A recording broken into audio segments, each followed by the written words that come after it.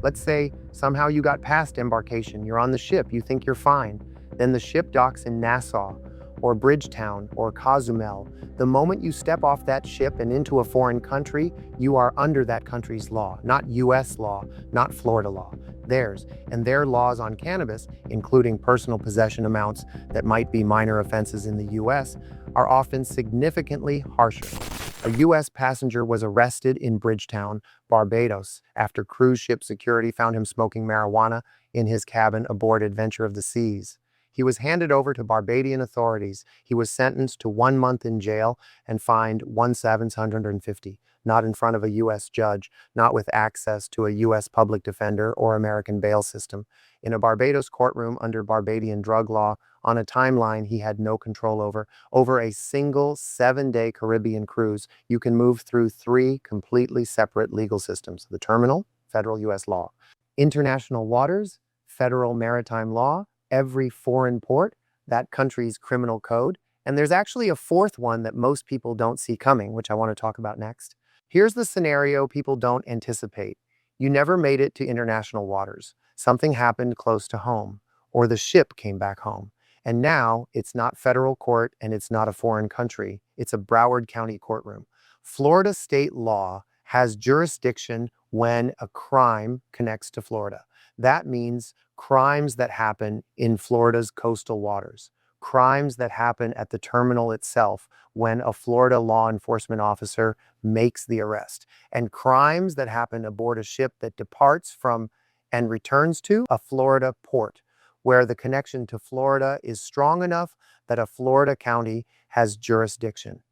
In April 2025, an 18-year-old from Siler City, North Carolina, got into a fight in an elevator on Royal Caribbean's Liberty of the Seas.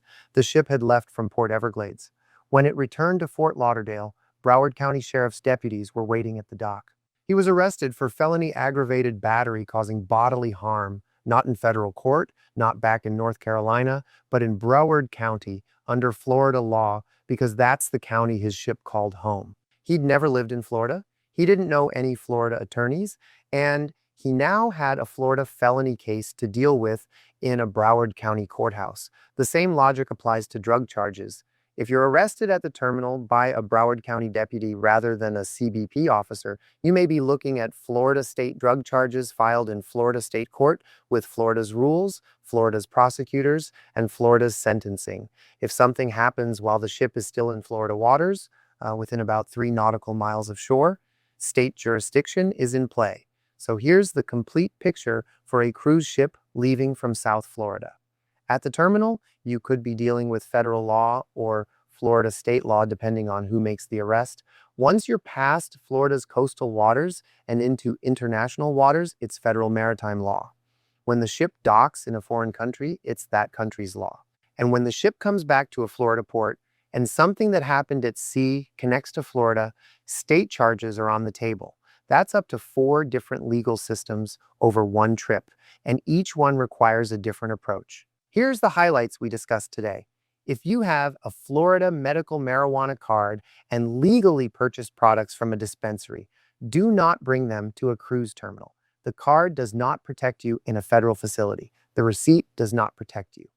I bought it legally is not a defense in federal drug court.